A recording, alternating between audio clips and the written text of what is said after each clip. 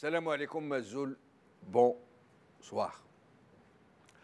Au lendemain du 5 octobre, le régime avait compris que s'il ne cédait pas aux aspirations populaires, il provoquerait une immense explosion de toute la population cette fois-ci.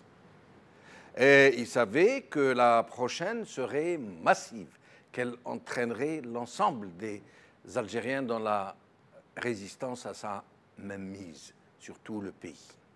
Alors, il entreprit savamment, laborieusement, de démocratiser le système, de le démocratiser, n'est-ce pas, et de libéraliser son économie.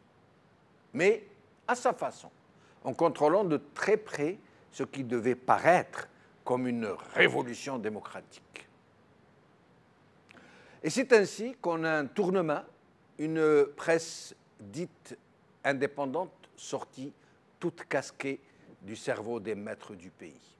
Des journalistes qui officiaient dans la machine de propagande du régime, comme El Moujahid, Chab, furent encouragés à créer leurs propres journaux, avec les moyens de l'État, lignes de crédit, locaux, publicité, impression à crédit, etc. et autres facilités. Et ainsi, du jour au lendemain, on nous apprit que nous avions désormais la presse la plus libre du monde arabe. Et il est vrai que le ton adopté a trompé tout le monde. En fait, cette presse n'a jamais mené de véritables investigations sur la vraie nature du régime, sur ses prédations, ses crimes, sauf quand elle se prêtait à des règlements de compte entre clans clans adverses qui se tiraient dans les pattes. Côté politique, le régime permit la création de plus de 60 partis du jour au lendemain, des partis dits politiques. Et il fit en sorte que tous puissent accéder à la télévision. Et ce fut un vrai cirque Ammar. Comme si le régime voulait dire aux Algériens « Ah, vous vouliez le multipartisme? Eh bien, en veux-tu? En voilà, régalez-vous » Côté économie, ce fut encore pire.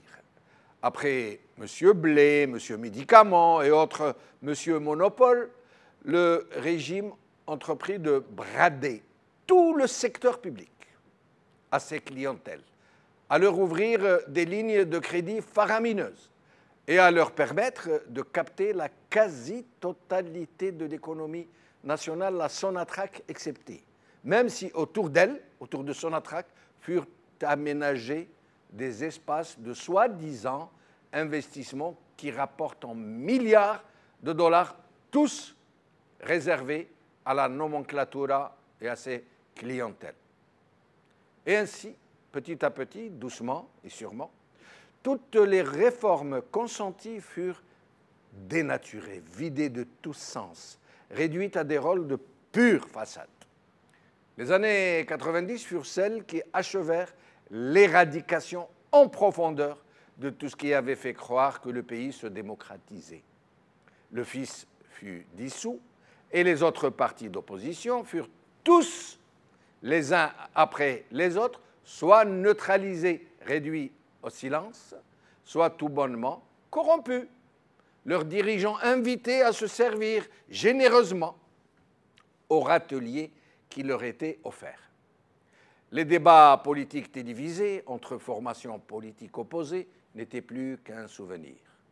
Les promesses d'une presse qui avait laissé croire qu'elle allait malgré tout déboucher sur une relative liberté s'évaporèrent entre carottes publicitaires et bâtons de créance.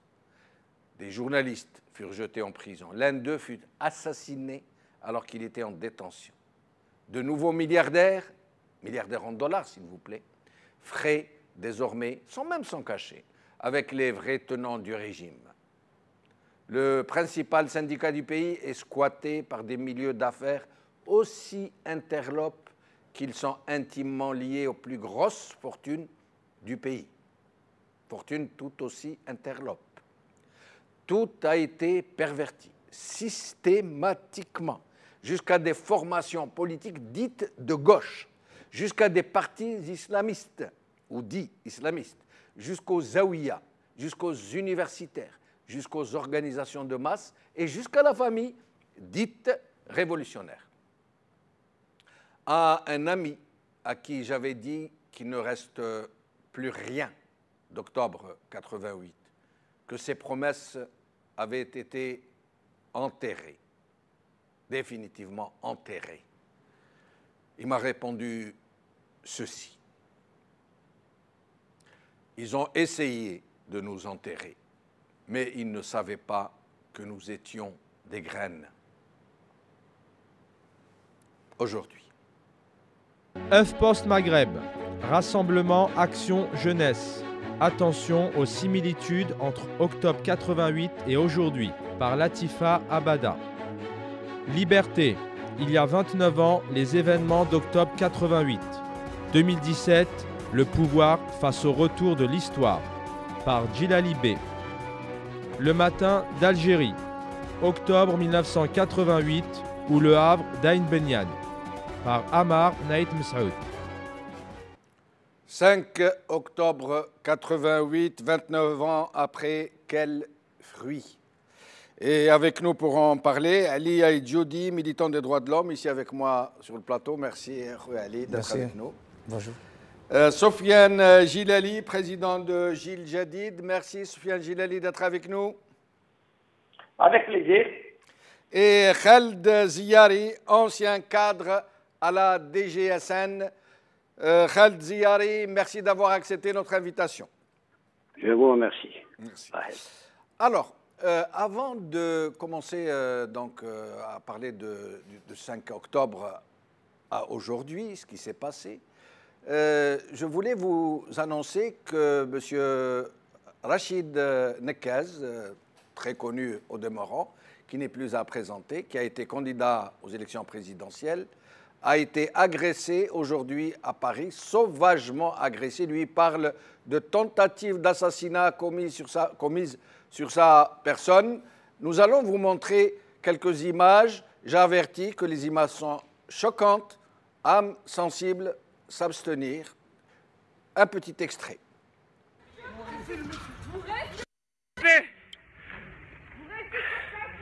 شوفوا الشعب الجزائري هذا وليدو العيداني يبغى يقتلني شوفوا ايش هذا لي شوفوا وليد العيداني يبغى يقتلني شوفوا وليد العيداني شوفوا ايش هدر فيا في لويس سوغسال بغى يقتلني شوفوا بغى يقتلني شوفوا بغى يقتلني شوفوا يا الشعب الجزائري شوفوا السراقين بغى يقتلوني شوفوا il a voulu me tuer c'est un assassin c'est un assassin c'est un assassin شوفوا بعينكم شوفوا السراقين اللي يحكموا في البيت il a voulu me tuer c'est un criminel.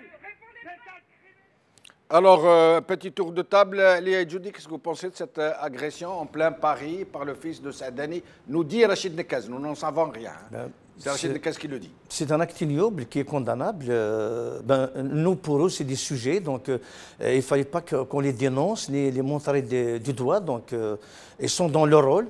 Comme leurs parents. Donc, ils ont dilapidé les richesses du pays.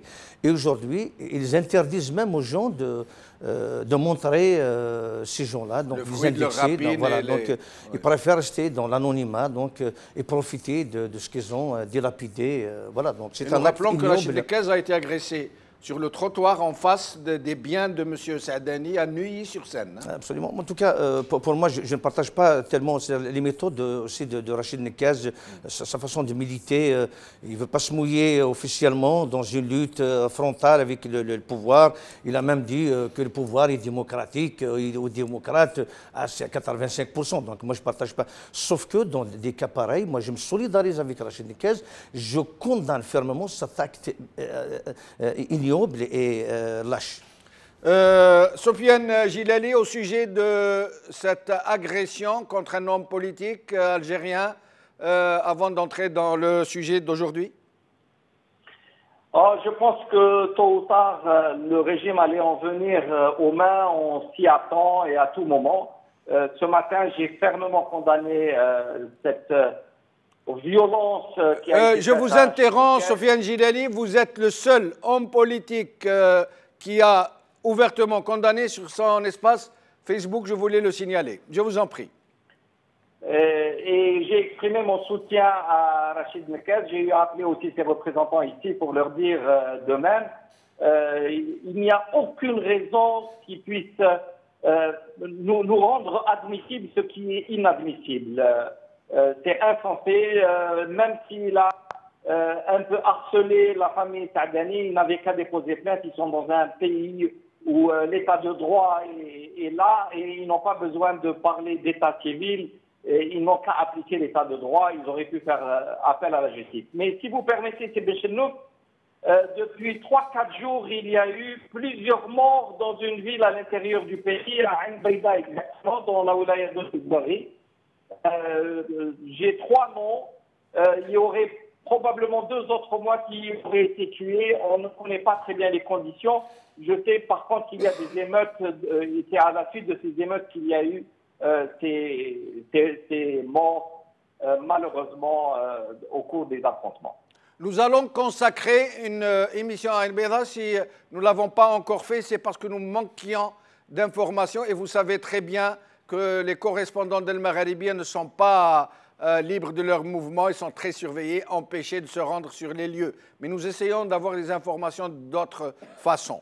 Khaled Ziyari, au sujet de l'agression contre Rachid Mekez? Non, écoutez, Djebel, moi je pense qu'il faut attendre encore un petit peu. On va voir comment que les choses vont évoluer et puis avoir les données réelles de la situation. Néanmoins, ça reste un acte condamnable et que moi-même j'ai condamné à travers ma page Facebook. Mais je pense qu'il faut attendre encore demain, après-demain. On va voir l'évolution de la situation et puis on donnera notre avis, bien sûr. Mais ça reste condamnable, évidemment. Très bien, merci, vous avez tout à fait raison. Ali Aïdjoudi, 5 octobre 1988, beaucoup de promesses, un régime qui avait vraisemblablement paniqué, surtout après la mort de centaines de jeunes Algériens, des milliers d'autres blessés, estropiés à vie. Il avait promis des ouvertures vraiment démocratiques, multipartisme, liberté de la presse, que sais-je, séparation des pouvoirs, élections transparentes, retrait de l'armée de la vie politique, liberté de la presse, transparence dans la gestion économique, liberté du syndicalisme. Qu'en est-il resté aujourd'hui après tout ce qu'on nous a fait croire, cette transition qui semblait s'acheminer vers une véritable démocratisation du pays? Enfin, c'est un triste sort qui est réservé à toutes ces promesses illusoires.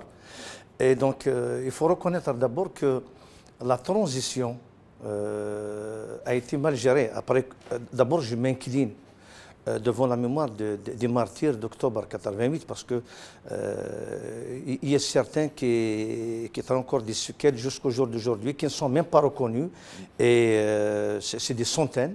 Donc le dossier noir d'octobre 88 n'est pas fermé. Oui. Donc les assassins n'ont pas été traînés devant la justice et tout est resté dans le flou. Qui a donné l'ordre de tirer. Et comment ça se fait qu'il y a eu plus de 500 morts et plus de 2000 blessés.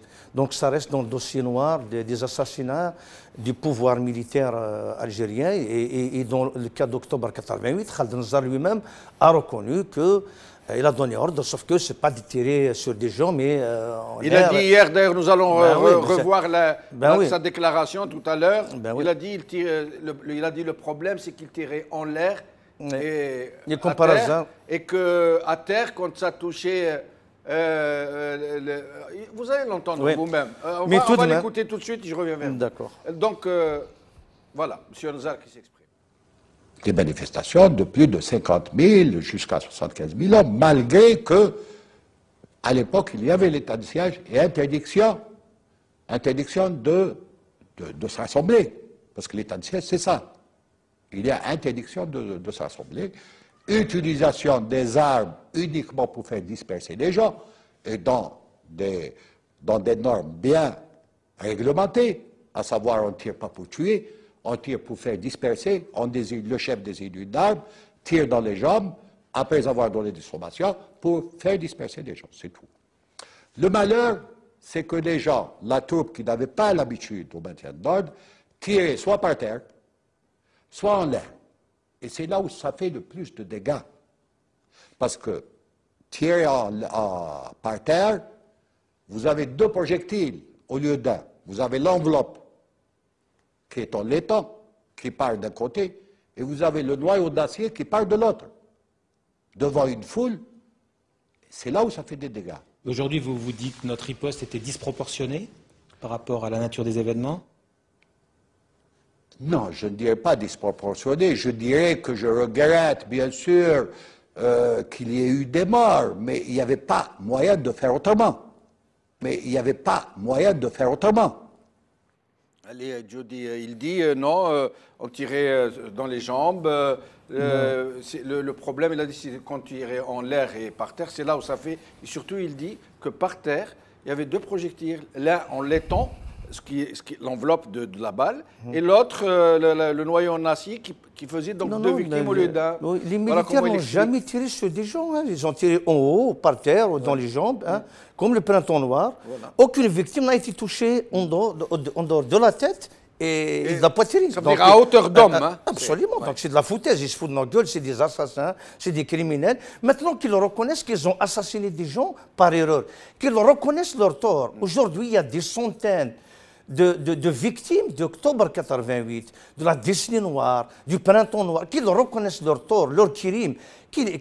C'est très important de réhabiliter ces gens-là dans leur droit. Aujourd'hui, c'est la négligence totale. C'est l'État qui tourne le dos à ces victimes. C'est le déni. C'est le déni. C'est une injustice. C'est l'injustice de pauvres citoyens vis-à-vis de leur État.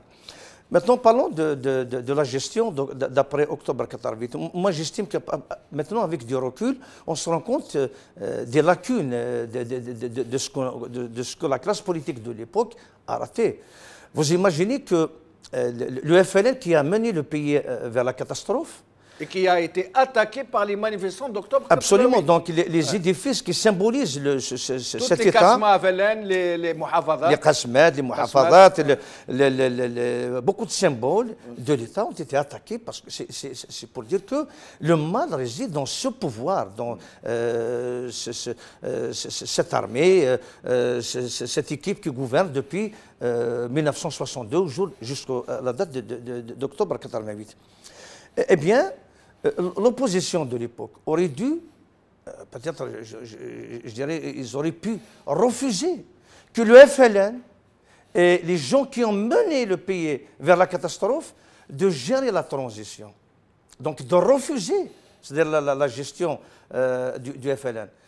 Par contre, on a vu que c'est la course vers l'obtention d'agréments. Il faut reconnaître, donc ils ont créé des problèmes pour occuper des partis politiques tels que le FFS, ils ont essayé de créer le FFS1 et le FFS2, ils ont essayé de jouer sur des dissidents entre des groupes et des courants politiques, tout en gagnant du temps. Donc vous imaginez, Belkhadem qui a géré la ruine et qui va gérer la transition. Donc vous imaginez quel type de transition. C'est à l'image de la Roumanie. On a bien vu qu'en Roumanie, c'était un putsch, c'est exactement le même scénario que la police politique algérienne. Donc la Securitat, qui a créé un tribunal de toutes pièces, donc qui a jugé, condamné et exécuté Ceausescu et sa femme.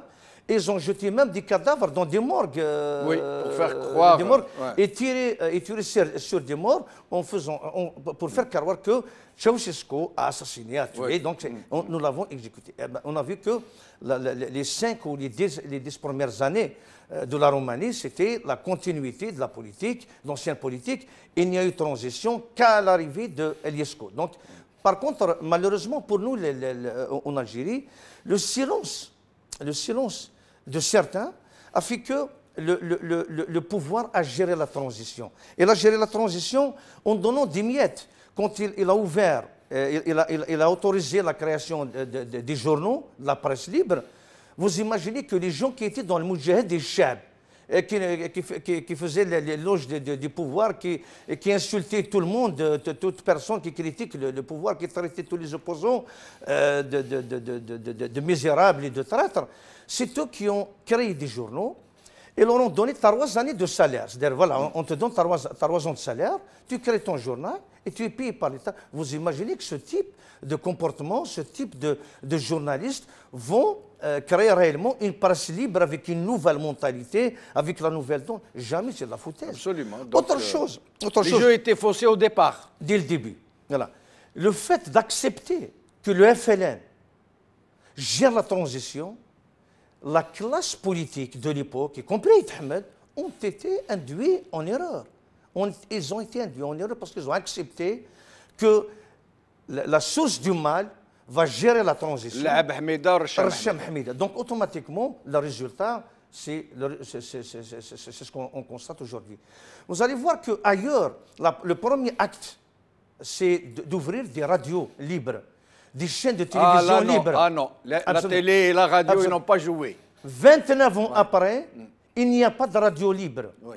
Y compris les radios qui sont en train de créer ici et là, ce n'est que des chaînes de propagande du pouvoir. Absolument. Et d'ailleurs, à Tizi Ouzou, par exemple, on crée une chaîne pour passer des chansons, des programmes arabophones. Mais bon sang, vous créez une chaîne pour des Kabyles et vous leur donnez un programme en arabe, mais ils n'ont pas eu assez d'arabisation depuis 62 jours d'aujourd'hui. Même le peu d'espace que vous leur donnez à Tizi Ouzou Bjaya, vous retournez contre. Eh bien, ils mènent la même politique, c'est la même ligne éditoriale de l'Moudjahed, de l'Qanat al-Oula, la chaîne 2. Sauf que c'est bien arrangé, ça donne l'impression que c'est libre, que ça critique. Mais restez avec nous, allez, Julien, nous allons faire le tour des autres invités. Khaled Ziyari, vous étiez cadre de la Direction générale de la Sûreté nationale au moment du 5 octobre, des événements du 5 octobre. Vous avez entendu M. Nazar qui nous dit que non, on a tiré sur les jambes, on a tiré en l'air, on a tiré par terre et que les morts, bon, ils sont presque imaginaires, quoi. À votre avis, qu'est-ce qui s'est passé? Oui, Chauf, écoutez, d'abord, Khaled Nazar est connu. Khaled Nazar est un menteur, il est connu. Et puis, il tente un peu de justifier sa réaction par le fait que, voilà, on a tiré en bas, on a tiré en haut, alors qu'il y a des victimes qui ont été criblées de balles. Il y a une victime qui a reçu 9 balles, tirées pratiquement à bout portant, et qui s'est évidemment manifestée en disant, voilà, quelques jours après son rétablissement. Donc, ce que dit Khaled Nazar, moi, je ne le prends jamais en considération. Donc, j'étais sur le terrain et j'étais acteur de la situation. Il a voulu régler le problème à sa manière, la manière forte. La police était contre, évidemment. Là, nous avions préconisé une médiation étalée sur plusieurs jours, quitte à aller jusqu'à 5-6 jours et trouver une solution par rapport à l'utilisation de balles réelles. Et finalement, Khaled Nazar a dit non, il avait une autre approche de la solution. Et son approche a conduit à 500 morts et à des dizaines de blessés, et avec tous les dégâts qui ont accompagné. Qu'est-ce qui s'est passé lors de la fusillade de Bab el Oued aux abords de la DGSN? Aux abords de la DGSN, il y a un officier militaire qui a pris peur, qui a paniqué au vu de la foule qui s'avançait. Il a tiré en l'air d'abord. Et puis après, c'était la pagaille, tout simplement. Mais on dit qu'il y avait un véhicule banalisé d'où serait... Jamais. Ce n'est pas vrai. Ce n'est pas vrai. Il n'y a jamais eu ça. Et le directeur général de l'époque a déclaré à la presse qu'il n'y avait jamais eu ça. Le ministre de l'Intérieur de l'époque, il a dit aussi, a dit qu'il n'y avait ni voiture banalisée, ni quelqu'un qui a tiré. C'est tout simplement un officier militaire qui a paniqué et qui s'est mis à tirer. Par la suite, il y a eu évidemment ce qu'il y a eu. Le massacre est venu par la suite. Ce carnage de Bab el Oued, il y a eu combien de morts et de blessés? Écoutez, j'ai plus le chiffre, mais ils sont nombreux, pas moins de 60 à peu près. C'est le tas à proximité de la DGSN, hein. Pas moins de 60 à peu près. Hein. Bon, j'ai pas le chiffre exact, mais je l'ai dans mes documents. Mais donc, pour revenir à Khamnoussar, c'est un bonhomme responsable de ce qui s'est passé, évidemment. Il tente de justifier sa position. Moi, je le comprends. Ben bon, à sa décharge, il a reconnu au départ qu'il n'avait rien à voir avec la gestion de l'ordre public, qu'il ne connaissait rien à l'ordre public, qu'il fallait consulter des bouquins pour avoir une idée. Donc, il ne fallait pas gérer d'abord la situation à Alger, sinon laisser les gens compétents en la matière, notamment les services de police. C'est le meilleur en matière de gestion de la voie publique, de l'ordre public. La police était débordée, il est vrai. On n'avait pas les moyens ni humains ni matériels, mais néanmoins, on a entamé une procédure de médiation qui allait aboutir. C'est une procédure qui a toujours été utilisée par la police durant les événements de Kabylie, tous les événements passés qui avaient un caractère un peu difficile. Et qui a convaincu, d'après vous, qui a convaincu Chadli Benjedid de donner la troupe contre la population? Écoutez, c'est lui-même, c'est Khamnoussar qui conseille Chadli. D'autres disent que ce serait l'Arbi Belkhair. Écoutez, Khamnoussar, c'est l'Arbi Belkhair, il ne faut pas les dissocier. C'est une même personne, Khamnoussar et l'Arbi Belkhair. Donc Chadli non seulement a confié la gestion d'Alger à un ex-soldat de l'armée française, il faut le dire, c'est grave, d'une part, et puis il lui a donné carte blanche, au point où le chef hiérarchique de Khamnoussar, c'était Belouchet à l'époque, le chef d'état-major, n'arrivait pas à calmer ce type, mais à le raisonner. C'est qu'il avait, son approche de solution était claire, c'est l'action armée, la contre-action armée, tout simplement, et il a autorisé ses soldats à tirer sur la foule. Et c'est ce qui s'est passé. Et il y a eu ce qu'il y a eu. Restez avec nous, Khaled Ziari. Soufiane Jilali, pour en revenir à cette fameuse transition démocratique dont nous parlait Ali Aïdjoudi, vous pensez qu'effectivement l'opposition n'a pas su s'imposer dans la transition, lui donner une direction, s'imposer en véritable alternative plutôt que de jouer un rôle?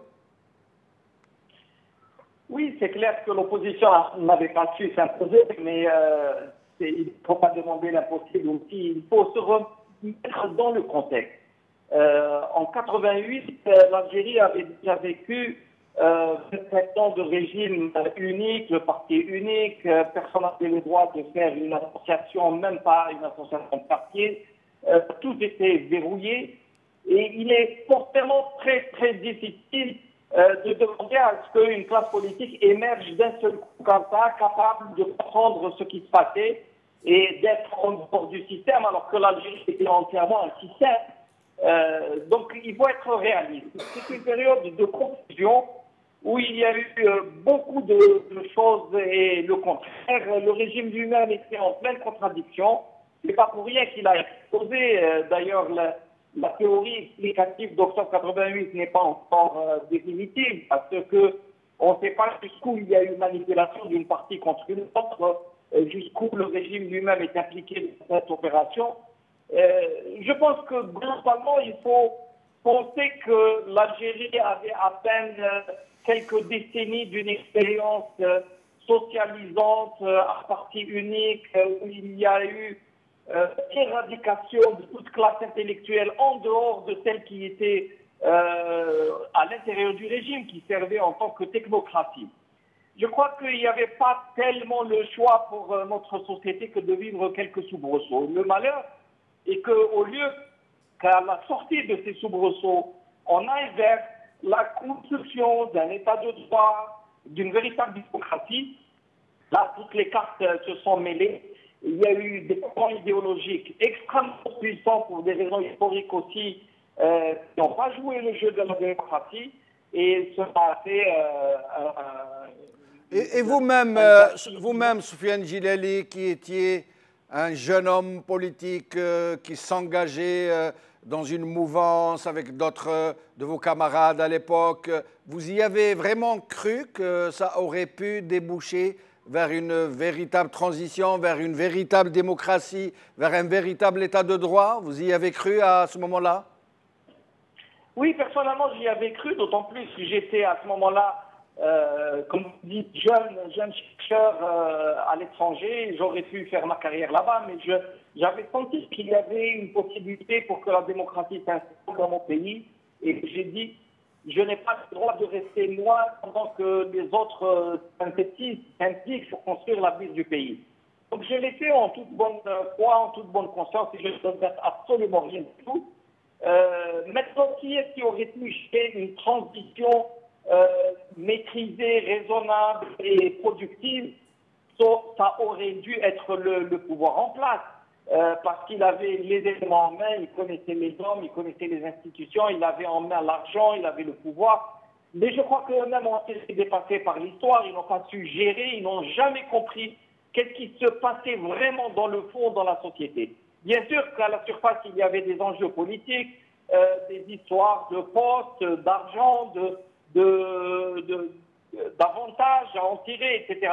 Mais ça ne suffit pas pour expliquer un bouleversement aussi profond qui a mené très rapidement, au bout de quelques mois, à des dérapages de violence inouïes, avec présence d'armes partout, avec des assassinats, avec des vengeances terribles, avec des bavures de tous côtés. Ça ne peut pas s'expliquer par simplement quelques erreurs politiques ou la malfaisance de quelques personnes. C'est beaucoup plus grave et beaucoup plus profond, et c'est pour ça que c'est resté pendant au moins 10 ans où on a traîné une violence inouïe, en attendant que les choses s'apaisent petit à petit pour qu'on puisse comprendre. Moi, j'essaie d'avoir une approche un peu plus dans le détail, dans la profondeur des choses, et ne pas faire des jugements aussi rapides et aussi... mais Soufiane Djilali, comment ne pas être tenté par des jugements assez sévères, puisqu'aujourd'hui, force est de constater que c'est une vraie bérésina. Finalement, ce qu'a permis octobre 88, les fameuses réformes, les fameuses ouvertures, c'est une presse en trompe-l'œil, c'est un multipartisme pour rire, c'est un syndicat qui aux affaires, enfin pas aux affaires, qui est dans les affaires, dans le petit trafic, c'est l'abus érigé en règle et en système, c'est un président qui n'est même pas en charge du pays, c'est un parlement qui est élu à moins de 20% de la population, c'est une gabegie absolument indescriptible. Comment ne pas aller au fond des choses ? Non, le jugement peut être aussi dur que vous venez de l'exprimer, il n'y a pas de doute. Mais il ne faut pas confondre toutes les phases, parce qu'entre 88 et 91, à partir de début 92 jusqu'en 99, ce sont des périodes différentes. Même le régime s'est comporté de manière différente, même si la trame était là. Oui, mais nous faisons un bilan. Nous faisons un bilan aujourd'hui. Pardon ? Nous faisons un bilan aujourd'hui. Oui, alors si on fait le bilan jusqu'en 2017, c'est autre chose. Ce sont des bilans par période et la conclusion est dramatique pour nous. On n'a construit ni état de droit, ni démocratie, ni institution, ni économie, ni rien du tout. Au contraire, on a détruit ce qui restait et nous sommes comme ça dans une société complètement disloquée et délabrée. Et ça, à n'en pas douter que c'est à mettre à l'actif du régime. Restez avec nous, Soufiane Djilali. Ali Edjoudi, je voyais que vous trépigniez, vous vouliez répondre. Mais avant, j'ai quelques questions précises à vous poser. Je vous demanderai de répondre assez rapidement. D'abord, Louisa Hennoun, il n'y a pas très longtemps, a dit non, l'Algérie n'a pas besoin de son printemps arabe ou de son printemps des peuples. Il a eu son printemps en 1989, après la révolte de 1988. Il a tout à fait raison. C'est que l'Algérie a eu son printemps en 1988, sauf que c'était un printemps raté. Et Louisa Hennoun de 1988, je reconnais en elle l'opposante, une femme qui a été torturée, qui était à l'avant-garde des causes justes, de la démocratie, de la majorité, des causes justes. Maintenant qu'il est dans le mangeoire, donc il a choisi son camp, il a changé de direction. Mais notre printemps, nous l'avons eu en 1988, il faut reconnaître. Il faut reconnaître qu'en Mais c'est un printemps qui n'a pas donné de fruits. Malheureusement, parce que je vais vous dire, il faut reconnaître au moins une chose, que le pouvoir en 1988 a chaviré. C'est une réalité. Oui. L'opposition pouvait arracher plus d'acquis, Oui. plus de concessions, chose qui n'a pas été. L'Assemblée constituante... Comment vous expliquez ça? Ils sont laissés corrompre? Non, je ne dirais pas ça. Donc, ils sont un petit peu précipités vers la facilité. Ils ont cru. Tout d'abord, on n'a pas le droit de croire un dictateur, un criminel, une jette militaire qui s'est accaparé le pouvoir, qui a assassiné Karim Belkacem, qui a assassiné Abban Ramadan, qui a assassiné Mdaghri, qui a assassiné plein de gens, et qui tirait à l'époque en 1988. Louis Zahnoun elle-même et Hosseini Ahmed à l'Assemblée nationale, ils étaient invités, ils ont crié haut et fort, il y a des gens qui tirent, qui descendent dans des fourgons et qui tirent sur la population. Au jour d'aujourd'hui, on ignore, il n'y a eu aucune suite. Il y a des crimes non élucidés. Au jour d'aujourd'hui, c'est l'impunité totale. Les criminels sont au pouvoir et ils n'ont pas levé le petit doigt pour élucider, pour mettre au diapason. Mais ils ne peuvent pas, puisque ce sont eux qui sont à la cause de ce qui s'est passé. Absolument. Juste pour dire qu'à l'époque, le pouvoir a chaviré. L'Assemblée constituante était possible à cette époque. Mais la classe politique, parce que même le pouvoir, il a créé une pseudo-classe politique. Il tolérait 15 personnes de créer un parti politique qui avait une diarrhée de plus de 60 partis. Plus de 60 partis, alors que dans la réalité, il n'y a pas 60 courants politiques dans cette Algérie de l'époque. Donc c'est tout à fait normal que nous avons raté le cap. Vous savez que le fait que le pouvoir, l'opposition a laissé le pouvoir verrouiller la presse, verrouiller les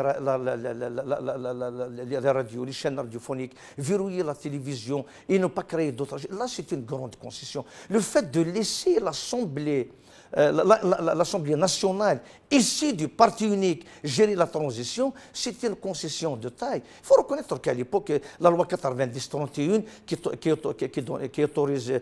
autorisait les associations culturelles, c'était une grande avancée par rapport au jour d'aujourd'hui. La loi 90-31, on peut créer un syndicat autonome, on peut créer une association, ce n'est plus le cas aujourd'hui.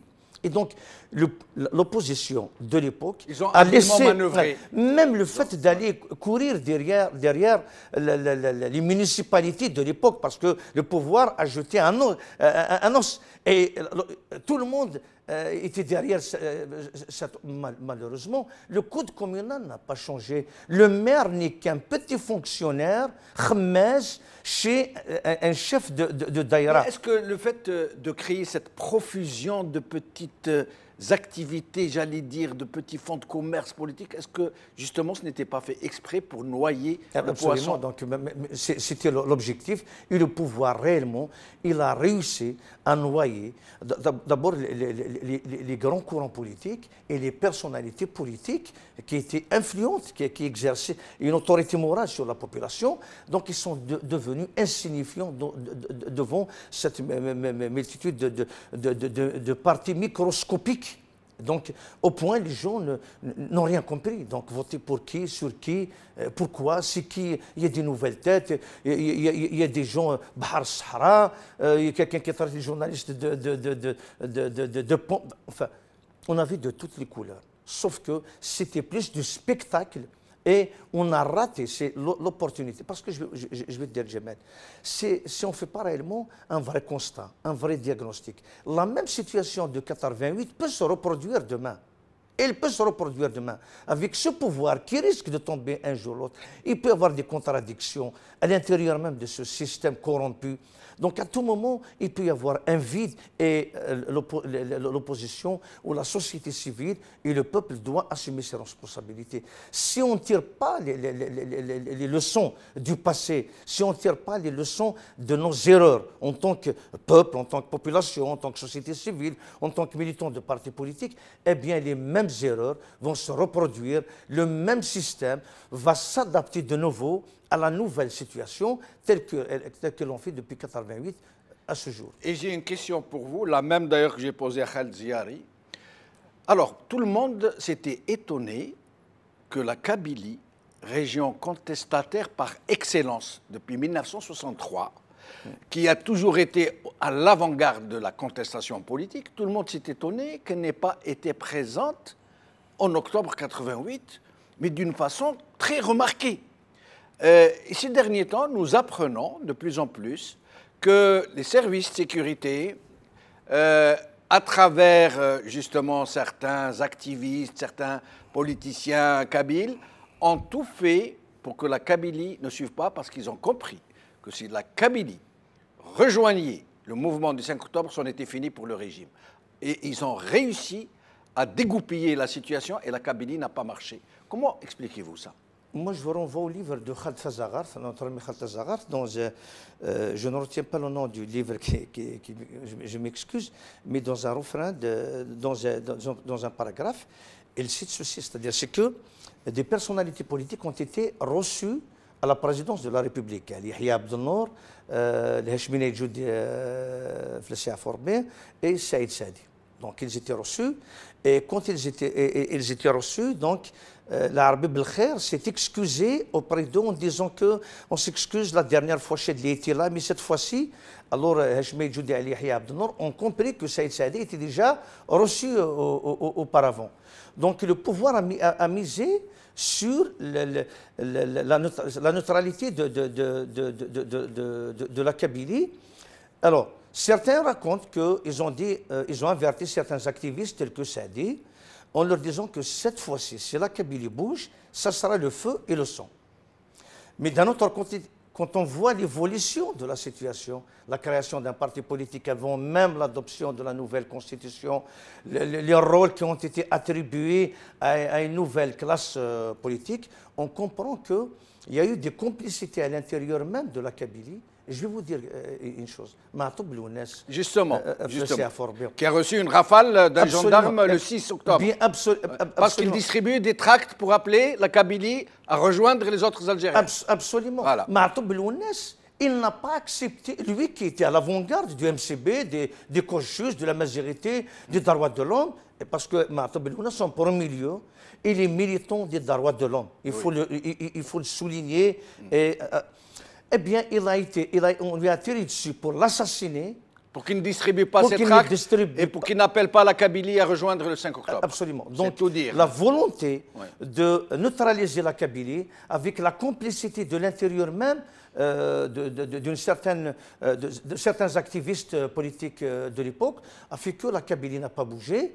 Eh bien, aujourd'hui, quand la Kabylie bouge, on dit souvent que, écoutez, la Kabylie ne s'est pas solidarisée avec vous en 1988, il faut les laisser crever aujourd'hui. Aujourd'hui, c'est le même scénario dont on va sur les réseaux quand on vous dit, écoute, la Kabylie souffre, mais est-ce que les autres régions ont bougé? Finalement, c'est un coup de maître. Ce qui a été semé par le pouvoir, on est en train de la récolter aujourd'hui. Khaled Ziyari, même question, votre avis sur cette manipulation de la Kabylie pour qu'elle ne bouge pas le 5 octobre? Non, je pense que moi j'ai une autre perception des choses et des événements. La Kabylie, les revendications de la Kabylie ont toujours été des revendications politiques, démocratiques, identitaires. Ce n'est pas le cas pour le 5 octobre, c'est autre chose. Donc ce sont deux contextes différents. Moi je mets ça sur la nature des revendications. Les jeunes, quand ils sont sortis, ils ne sont pas sortis pour la démocratie. Mais pourquoi Khaled Ziyari? Après le deuxième, troisième jour, il y a eu une forte mobilisation politique, celle d'élite, celle des islamistes. Pourquoi dire ça? Non, sauf en Kabylie, évidemment. Moi, je pense que ce sont deux natures différentes de revendications. C'est pour cette raison, moi, tout ce qui est manipulation, j'y crois plus beaucoup, parce que déjà au niveau des services de police, on n'a pas utilisé ni manipulation, ni instrumentalisation, ni absolument rien du tout. On a été content, évidemment, qu'il n'y ait pas de troubles en Kabylie. Ça aurait fait beaucoup de dégâts et des bris. Mais ces considérations de manipulation, j'y crois pas beaucoup. Moi, sur le plan politique, j'y crois pas beaucoup. Rapidement, oui. Il faut reconnaître qu'en 80, ce n'est pas uniquement la majorité. C'était les droits de l'homme, le pluralisme syndical, politique. Eh ben, 1980 a poussé les gens à se libérer, à casser, à briser cette barrière psychologique du parti unique. Donc il y a eu 82 par la suite, il y a eu 84, il y a eu les événements de Constantine, de l'Oranien. 88 est une suite naturelle à 80. Parce que je suis tout à fait... je ne partage pas l'avis de notre ami Ziari. Pour moi, 88 est une suite naturelle du premier soulèvement, du deuxième soulèvement, parce que le premier soulèvement, c'est 1963. Et on n'oublie pas le soulèvement absolument. de 1980, je m'incline devant de 1987 à Constantine. Martyrs, absolument. Constantine. Donc j'estime que 88 est une suite naturelle à toutes ces intifadas. Voilà. Soufiane Gilali, qu'est-ce que vous pensez de cette question? Soufiane Gilali. Écoutez, comme toujours, c'est très délicat de dire maintenant exactement la part de chacun. Il est évident que chacun a un peu raison. Il y avait un profond malaise dans la société qui refusait d'être embrigadé par le FLN, par le parti unique, par ce socialisme qui était imposé à tout le monde. Et donc, il y a eu des réactions sporadiques. Une fois, comme vous le disiez, 84 à Constantine, mais auparavant, il y a eu le printemps berbère, il y a eu aussi 82 même à Alger. Et donc, de façon sporadique, ce refus du pouvoir se transposait d'une localité à l'autre. 88 n'a pas été vraiment une rébellion pour la démocratie, soyons honnêtes et francs. Il n'y avait pas, la population n'était pas politisée à ce point, elle ne recherchait pas la démocratie et l'état de droit, elle n'en avait pas vraiment conscience, mais simplement elle rejetait une oppression, un pouvoir qui était injuste, fondamentalement injuste, et les difficultés de vie qu'on avait au quotidien. Soufiane Gilali, dernière question. Vous pensez qu'il est possible de réactiver ces aspirations nées au lendemain d'octobre 88? Je n'ai pas bien entendu la question. Est-ce que vous pensez qu'il est vous pensez qu'il est possible de remettre sur les rails une transition politique qui puisse aller vers la démocratisation réelle de ce pays? Oui, je pense que plus que jamais, l'Algérie est mûre pour aller vers un état de droit et une démocratie. Bien sûr, ça ne va pas venir avec une baguette magique, ça ne va pas venir en un mois ou en une année, mais je pense très sérieusement qu'en un mandat de 5 ans, on peut tout remettre à plat. Un vrai processus constituant, faisant participer toute la classe politique et la société civile. Il faut arrêter de s'attaquer mutuellement entre les différents partis. Il faut que les institutions s'impliquent. Et il faut qu'on reconstruise notre pays parce qu'on n'en a pas un de rechange. Et il est devenu maintenant très urgent qu'on s'entende sur des règles du jeu politique, que tous les Algériens soient d'accord enfin sur quel type de gestion politique on doit avoir pour notre société. Merci, Soufiane Gilali. Restez avec nous jusqu'à la fin de l'émission. Khaled Ziari, vous avez le moins intervenu, donc le mot de la fin vous revient. Quels sont vos espoirs, vos attentes? Est-ce que vous pensez... Je veux revenir un peu en arrière. Je vous en prie. Et pour la liberté de la presse. Oui. Moi, je vous dis qu'il y a eu réellement une liberté de la presse. On était en contact permanent avec les journalistes. Et en tant que service de police, on n'a jamais fait pression durant cette période sur les journalistes, ni les services de police, ni les services de renseignement. Donc, il y avait une liberté totale de la presse. Ça, c'est indiscutable. Alors, s'agissant des 500 morts des événements, moi, je vous précise que les 500 morts, ce n'est pas une journée. Hein. Ça, c'est pendant tous les événements. Ça s'est étalé sur une dizaine, une quinzaine de jours. Donc, 500 morts à travers le territoire national. Pas uniquement à Alger. Oui. Et le nombre de blessés, vous l'avez, Khaled Ziari? Blessés, moi, ce que j'ai au niveau de mes documents, j'ai 1200 blessés. Et parmi eux, beaucoup d'estropiés à vie, nous dit-on? Pas beaucoup. Une dizaine, même pas une dizaine. Pas une dizaine. Ce n'est pas ce qu'on nous a dit. Il semble que les gens qui sont maintenant sur fauteuil roulant se compteraient par dizaines au pluriel. Il y a le livre noir sur octobre. Et il y a un livre noir sur octobre qui en fait état d'ailleurs. Là, je suis en contact avec le président de l'association des victimes d'octobre. Il est là. Il y a des moments où il témoigne même sur le Maghrébia. Non, il n'y a pas plus de 10 personnes. Hein, pas plus de 10 personnes. Et vous pensez qu'il est possible d'aller enfin vers la démocratisation de ce pays? Plus tard, il faudrait le changement radical. Le changement radical ne va pas venir aujourd'hui. Donc il faut attendre et espérer. Donc il n'y a rien à dire. On peut rien dire actuellement. À l'heure actuelle, on ne peut absolument rien dire. Que ce soit au niveau de la population, que ce soit au niveau des partis politiques. Il n'y a absolument rien à dire. Nous sommes en état d'effondrement et on attend. Merci Khaled Ziari. Merci Soufiane Gilali, merci Ali Aïdjoudi. Avant de vous quitter, mes amis, nous allons encore vous repasser les images de Khaled Nzar en train de nous expliquer comment il y a eu autant de morts. Merci à vous, chers amis téléspectateurs, d'avoir suivi cette émission. Les images de Khaled Nzar. Monstre. Des manifestations de plus de 50 000 jusqu'à 75 000 hommes, malgré que à l'époque, il y avait l'état de siège et interdiction de se rassembler. Parce que l'état de siège, c'est ça. Il y a interdiction de se rassembler. Utilisation des armes uniquement pour faire disperser les gens et dans des normes bien réglementées, à savoir on ne tire pas pour tuer, on tire pour faire disperser, le chef désigne une arme, tire dans les jambes, après avoir donné des formations, pour faire disperser les gens, c'est tout. Le malheur, c'est que les gens, la troupe qui n'avait pas l'habitude au maintien de l'ordre, tiraient soit par terre, soit en l'air. Et c'est là où ça fait le plus de dégâts. Parce que tirer par terre, vous avez 2 projectiles au lieu d'un. Vous avez l'enveloppe qui est en laiton, qui part d'un côté, et vous avez le noyau d'acier qui part de l'autre. Devant une foule, c'est là où ça fait des dégâts.